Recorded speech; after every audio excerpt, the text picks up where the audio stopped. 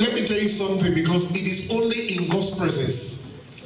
You see, these men, these champions of the Bible, they've come to realize that it's only in the Lord that there is success. There is peace. Outside Christ, there are still some success, but it is short-lived. The Bible says the blessings of God, they make it rich. That's the difference. They make it rich and they add no sorrow. The blessings of the world, they make it rich as well, but they add sorrow to it. Hallelujah. Hallelujah, somebody. And so this morning I want to adjure you, I want to encourage you. Please spend time with God's word. Amen. Develop the interest and the habits of reading or listening God's word. Thank God we are in the era of the internet. So if you can't read, you can listen. Go to YouTube. Our messages, all of these messages are there. Amen. Go to the internet, you will meet other preachers who also preach the word of God the way it ought to be. Take time. Reduce the time you spend watching own videos. Reduce the time you spend listening to other things. And spend that time to listen to the word of God. Listen, because that is the only key. When you release God's word upon your business, the business will come back to life. When you bring God's word back to your home, to your relationship, to your plan, to your prayer life, it will come. I told somebody, whenever they come to press you at night, don't pray. Use God's word. Tell them, I am not scared. I am not afraid, because greater is the one that is in me. And when you are saying it, say it out. The devil fears the one who has the word and has boldness on the word. Jesus did not pray when Satan came. He said what? The first temptation, he said, you shall not live by bread alone, or by every word. It is written. The second one, he said,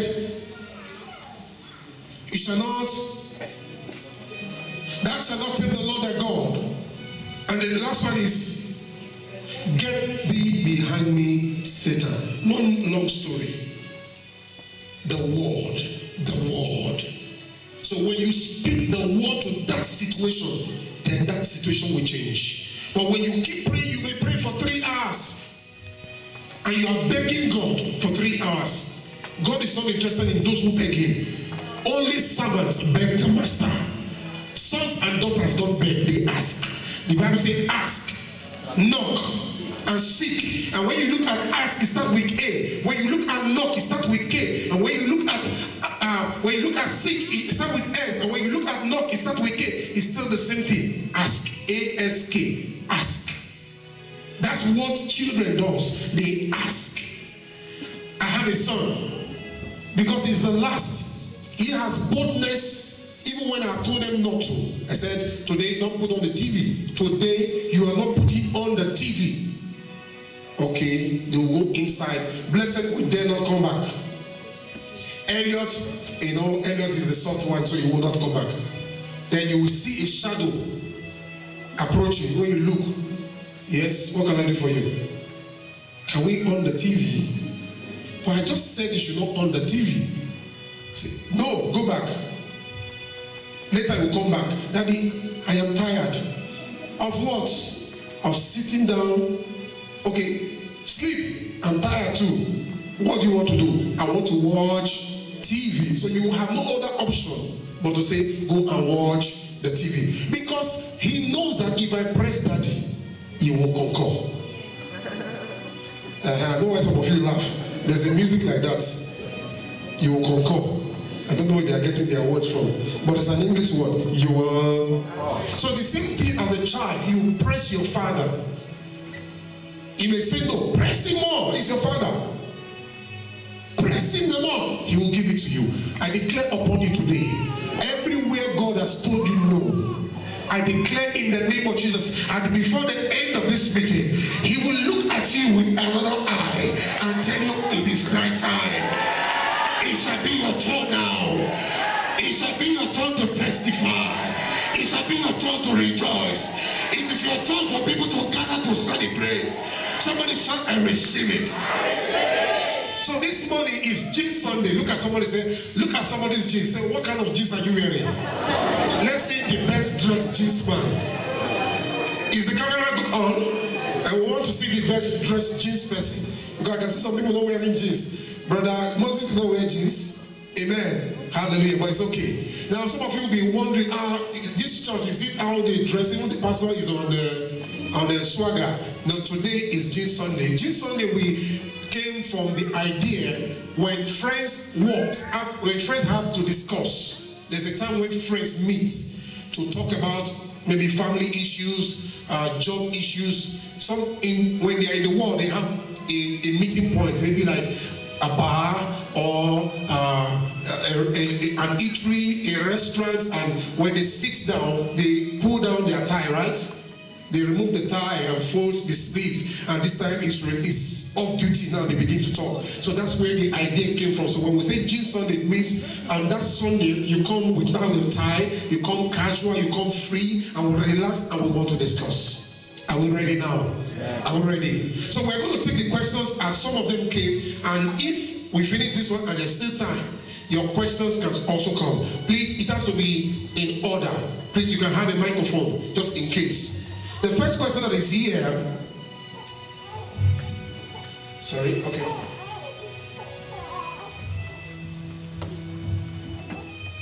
Is I am in a courtship with a pastor. I'm in a courtship with a pastor. I can see a white man in a midst. I hope he understands English. Oh, interpret. Beautiful. Oh, lovely, lovely. Hallelujah. I am in a courtship and with a pastor, but he doesn't buy me anything or even take care of me. He tells me he's sowing everything into the work of God. I am having pressure about that. What should I do? Hallelujah. You know, we men of God, our case is different. We have a very funny way of doing things. Amen. But I'm just going to answer this question straight. Listen, I think it's from a sister. No, there's going to be a time when you're going to talk about, if we have to meet up with time, listen. Because it's a man of God now, so let me answer. You may not be able to understand. Dear sister, I don't know you, but I know you are here. If I were you, I would pack my load and walk out of that relationship. Because a selfish person is a selfish person. No matter how much you want to sow, you must still find time to sow for your loved one. Listen very well. No matter how busy you are, you cannot say, I'm so busy, you will not call your loved one. It doesn't tally well. Anyone who truly loves you, no matter how tight, you will find the time to still contact you. Have you been to a place where a mother is sick and she's even almost going to die? A suckling mother, a mother who breastfeeds or has a last born. They still ask after their last born. Can you bring the person? Let me just touch him or her. The Bible says, can a mother forget a suckling? So if they in affection will not forget even a dying point in their dying bed, how much more you, whether the person is a pastor or not, is a human being. The Bible says there is time for everything. There's a time when you have to sow for the things of God. When you receive your salary, like that's what I always tell my wife, when you receive your salary, the first thing, take off your tithes. Take off your expenses, like bill, rentage, spacer.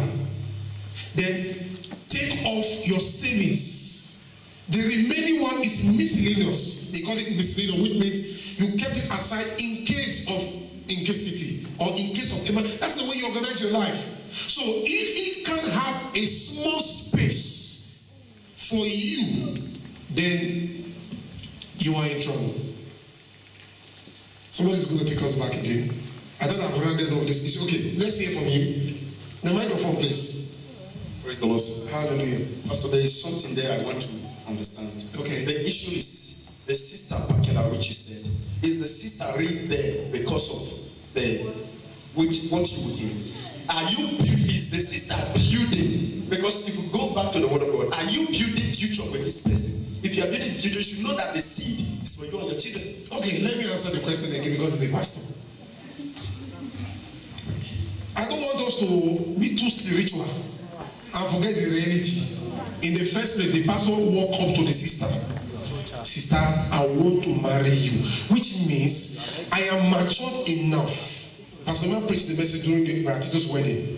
Like the prodigal son. Walk to the father. Give me my inheritance. Which means you are ready. So whatever you are going to build it well.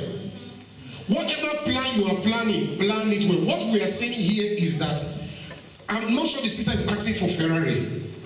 I'm not sure she's asking for Armani Gucci. She's saying, at least on a Saturday, make we go McDonald's. €6 or €7. At least sometimes you see Peruka, even if it's Chinese. So you will not say that it's because there's no much, that's why I didn't buy Brazilian. When it is now much, I can buy, but at least tell me that you can buy Chinese.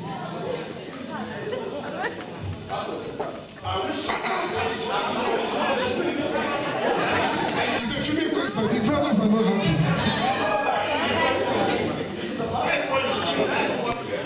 Praise the Lord. Okay. It's a legitimate question. Yeah. The person in question, the relationship was based on condition and was based on his courtship, what they decide to do.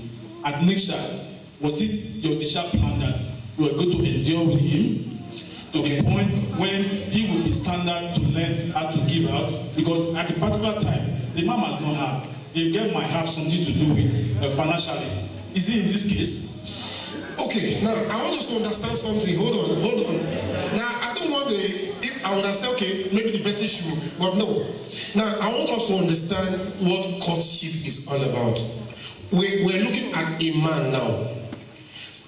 I said before, courtship, it means you have something stored up. It could be affection, it could be money, it could be wealth, it could be whatever. To give. Normally a man woos a woman, what they call toast a woman. To attract her. Even animals. Have you seen how they call them? Chicken or dog? Have you seen dove? Have you seen even cow, lions? They take care of these things. When you are in a courtship, whether the man is broke. In the first place, if you know you are broke, maybe you should slow down. Maybe you should slow down. Because if, for example, you are dating someone, listen now, if you are dating someone who doesn't mind.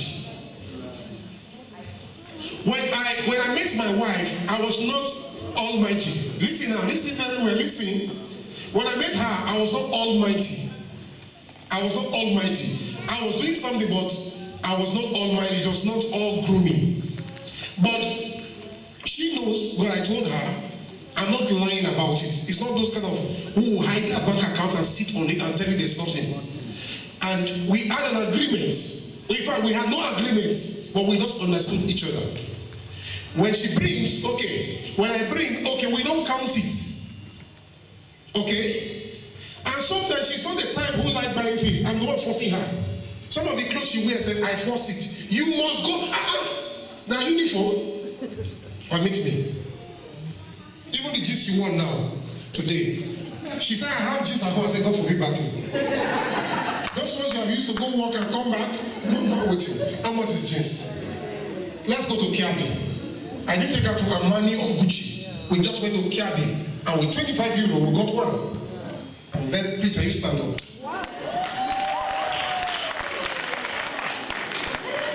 Isn't she looking? Somebody slap us, please. Hallelujah. Now, €25. But this sister is saying that even 15 euro jeans, this man said he's sewing for God. For 15 euro, or go to Napoli, you will even see 5 euro. Open markets. So if you cannot at least take time, small, we know, we've seen people who are less richer than the wife they're about to marry. We've seen them. But even when the wife gives them, the girl gives them money, maybe gives him 100 euro. He says, thank you. He goes and buys something from the 100 euro and gives it to the wife again. At least the woman will understand that, oh, if this man has more, he will give. But this was not the situation. He said he doesn't do it at all. He will keep saying in the soul, you won't buy microphone, you won't buy speaker, you won't buy. That means by the time they get married, you will use fasting and prayer to do breakfast, lunch, and dinner. No. Let's not hide behind spirituality. That which is spirit, and that which is flesh is flesh. Somebody cannot come to you, Pastor, I'm hungry. I say, come, let me lay hands on you. No, give her food. That is food matter. Do you understand? So, it's not whether it's a girl or a sister. The truth is, you got to play your parts. We are not telling the sisters to go and be looking for who will buy a Ferrari. Sometimes if you find them, they will use it for rituals. Look for someone that is compatible. Someone that is reasonable. And of course, if a sister is asking for your whole salary, run for your own lives, brothers. I told you one time, if a sister creates fight, wait for you when you come, run for your dear life. Because that's not a good sign. Do you understand me? I once had a friend years back when I was staying in the world, and I was planning too. So we're managing, I was giving her a little. He said, what? I know you the house you stay. It's a family house, you don't pay rent now. So your salary, you can give me all. And you won't affect you. I said, hey, I didn't know about that. And that was the last time I picked a call. It's simple, let me verse. So since I will give you my whole salary, that means I will not have a future. I won't plan. So you must watch it out. If she's too demanding, too always asking for you to spend, you have to watch it. Sisters, don't do that. Life is not all about what you see today. There are some people who are down today. You will be shocked tomorrow. There are some people who are up today. You could be shocked tomorrow they will kill your shoe. That's how life is. But as a man makes his bed, so he lies on it. I'm sure we have been able to settle that issue. Shall we go to the next one? The second one, I just need a yes or no. Is it a sin to drink alcohol as a Christian?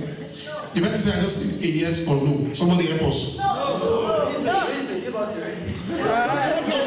yes or no. Is it a sin for a Christian to drink alcohol? Sister, no.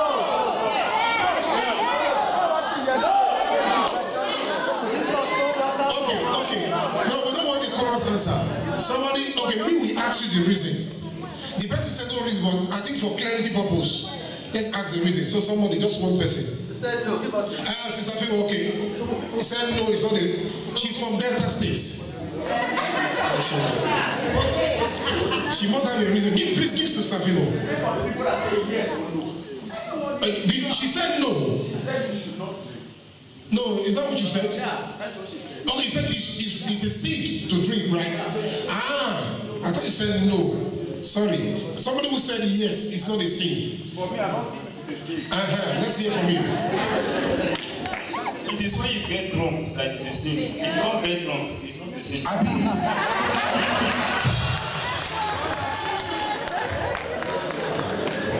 Drink and not be drunk. Somebody else? Okay, we have some says no, some say yeah. Okay? Or yes or no? For me, it's not a sin. Okay. Depending. Depending on what?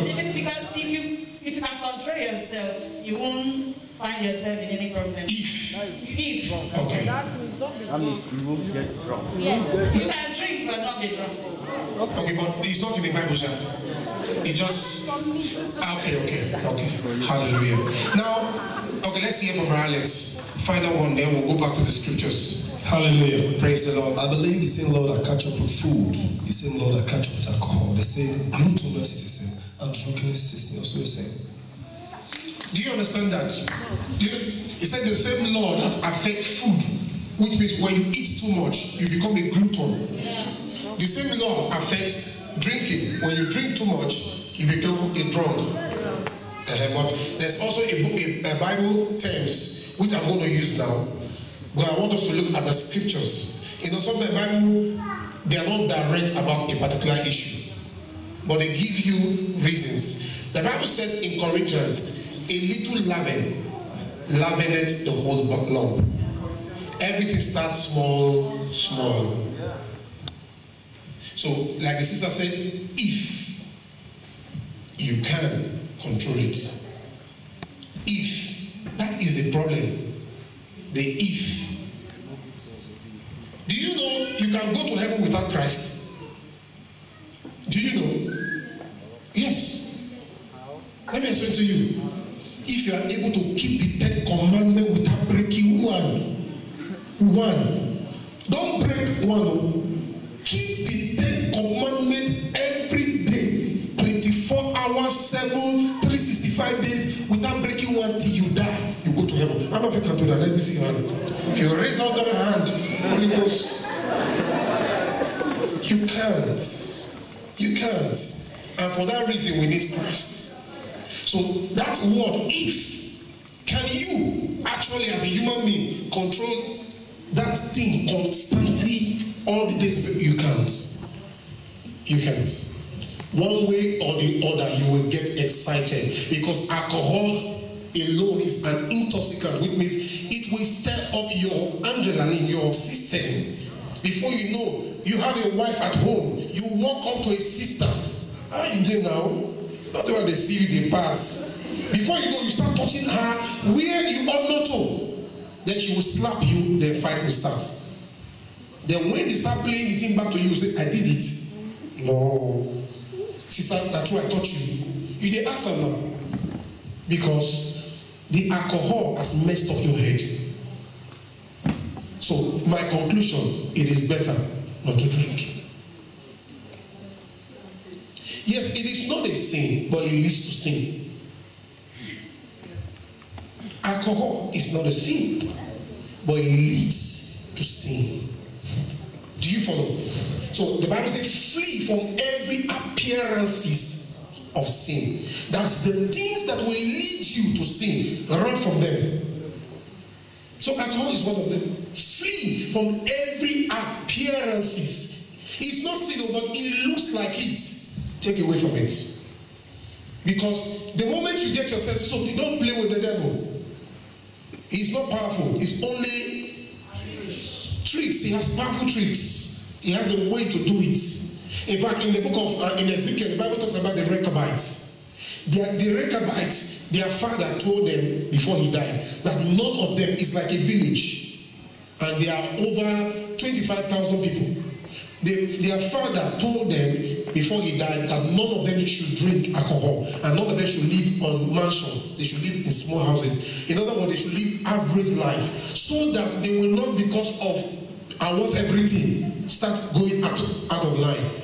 After many years, they kept it. They did not drink. None of them in the whole nation. So one time God looked at them and told his prophet, he said, go and bring the chiefs of the Rechabite, bring them, sit them down. He said, put alcohol, drink in their presence, serve them, tell them that I, God, said they should drink. And the Bible says, they look at the prophet and say, sir, even if God tell you to tell us, we will not drink because our father instructed us not to drink. And God said to the prophet, did you hear what he said? Their father, and they kept it. How much more the children of Israel? We are still having issues with this problem, with this alcohol issue, even when we know the truth.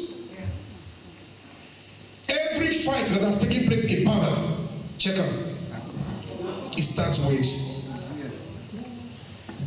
Matito, your wedding was very smooth, right?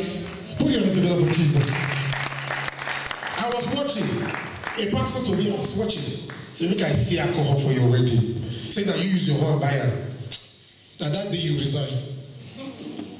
And so many pastors say it doesn't matter. Even in their wedding, they bring in alcohol. In my wedding, I have a witness here. There was no alcohol. They pressed me and said, if you will not come because of alcohol, stay in your house. There will not be alcohol. That thing is too minute for me to disobey God on it. And the wedding went fine. Fine. If you want your home, your life to be in order, stay away from alcohol. It's not a sin when it leads to. That's what it is. That's what the matter ends. Have we answered the question correctly?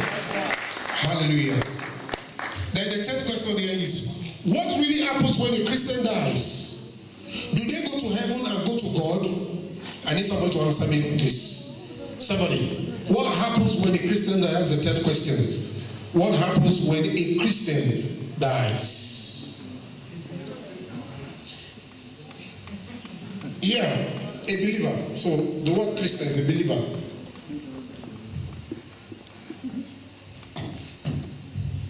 Praise the Lord.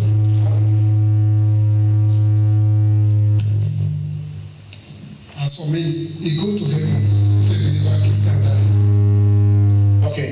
Can you put on these scriptures? 1 Corinthians 15 from 51 to 54. Okay, while that is going on, let's hear. What happens when a Christian dies? Praise Master Jesus. Hallelujah. If you go back to the scriptures, it said, when he comes on the last day, the dead in Christ shall rise first. So meaning that these are the people, these are the Christians, which the dead in Christ that are going to rise first. So when the Christian died, he's there waiting for the ascension of Jesus Christ to rise first with him. Is there where? I think that's what the person wants to know. Okay, we have taught, you know, I think these questions are coming up from all we have taught. Is there in the bosom, is there in the bosom of Abraham, not in the bosom of Christ, not in the resurrection of Christ, in the bosom of Abraham, waiting for the resurrection of Christ. Beautiful. Can we put our hands together for this man? Somebody have something contrary? Somebody? Okay. There's a microphone close to you. Praise the Lord. Because the Bible says after death, judgment. So where are they before the judgment comes? Heaven. Nice answer.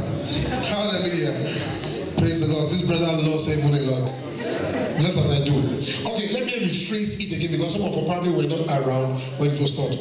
What happens when a Christian dies? The Bible says when we die before rapture, as a Christian, as a Christ believer, not a church goer. Do you understand? You know why you are in church. Christ is the reason why you are in church. Now, when you die, before rapture, amen. In 1 Corinthians 15, verse 51, it says, behold, I show you a mystery. We shall not all sleep, but we shall all be changed. In other words, when a Christian dies, he sleeps. When they die, they sleep. They are sleeping. They are resting. Do you follow now? When a Christian die, they go to sleep. They go to rest. The second thing we have to see is that also when they sleep, where do they sleep?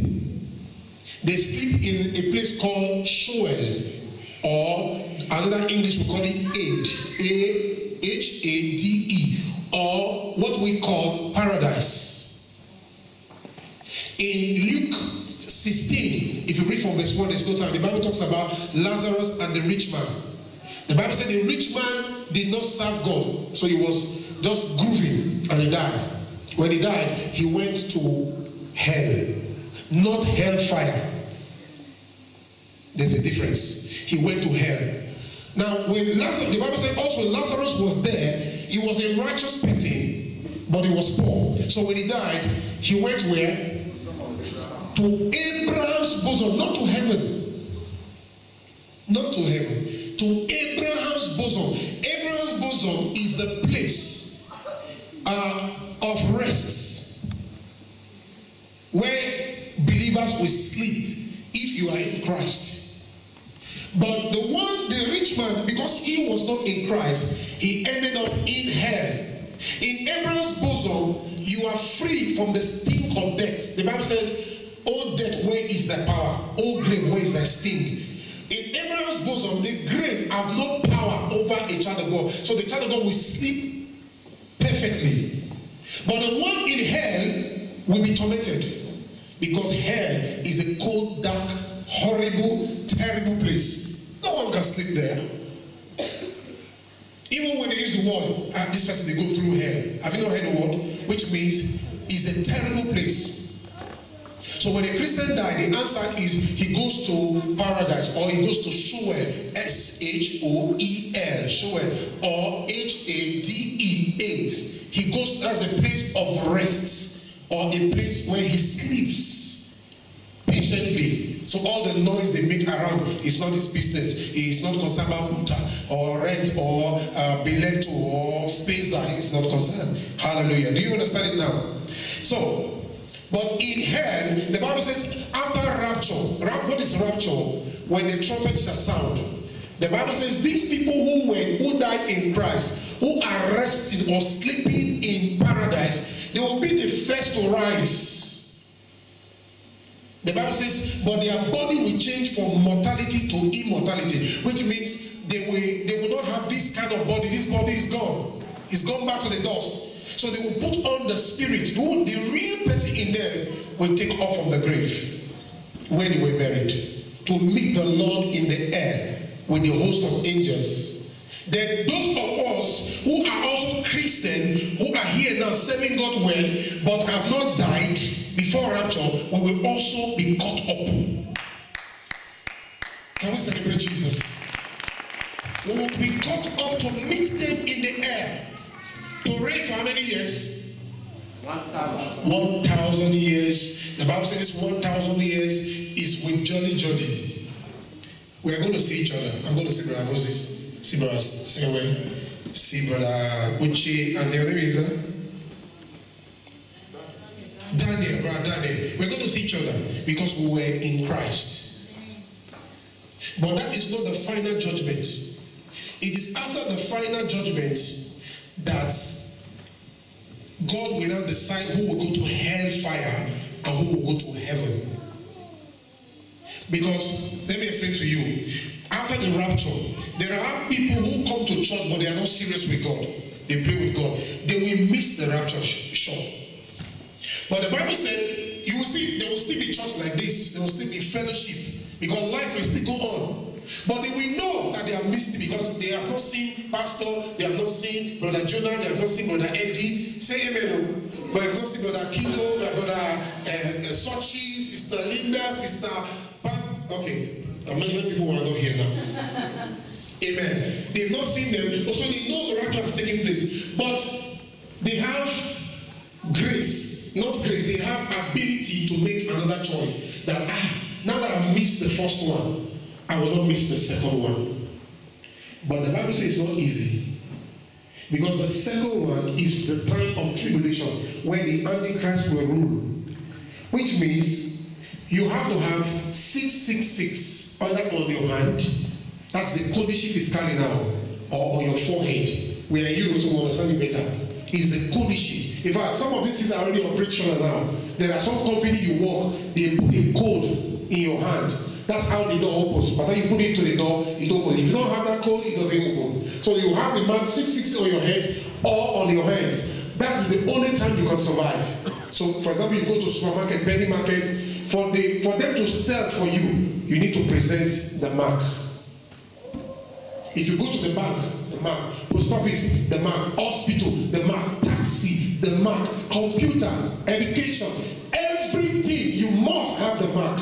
And if you don't have the mark, how do you survive? The Bible says, woe unto them that has a child suckling. If you can survive it and bear it, I rather die than take that mark. What about your child?